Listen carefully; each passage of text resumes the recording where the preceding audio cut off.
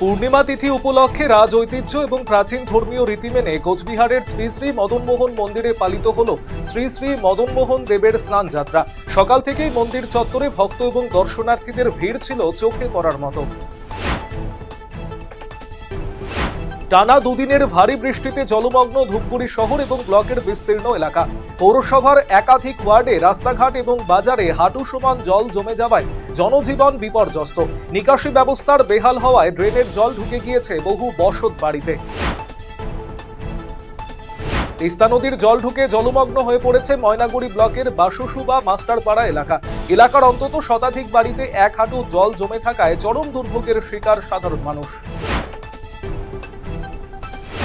বাগডোগরা বিমানবন্দরে পা রেখেই তৃণমূলের বিরুদ্ধে তীব্র আক্রমণ শানালেন ত্রিপুরার প্রাক্তন মুখ্যমন্ত্রী বিপ্লব দেব।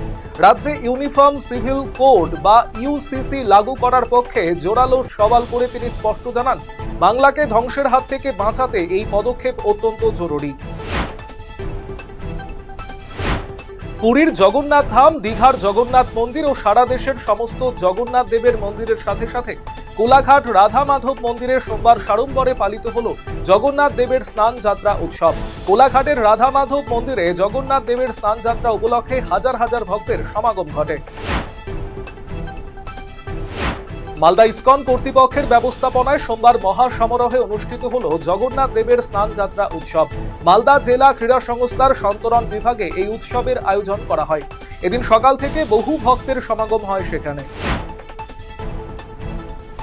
ডালখোলা এবার পুলিশের জালে, তৃণমূল কাউন্সিলরের স্বামী, ঘটনায় ব্যাপক চাঞ্চল্য উত্তর দিনাজপুর জেলার ডালখোলায়। ডালখোলা পৌরসভার ৯ নম্বর ওয়ার্ডের কাউন্সিলর ইতি কর্ণের স্বামীকে ভোররাতে লোকনাথ পাড়ার বাড়ি থেকে গ্রেপ্তার করল ডালখোলা থানার পুলিশ।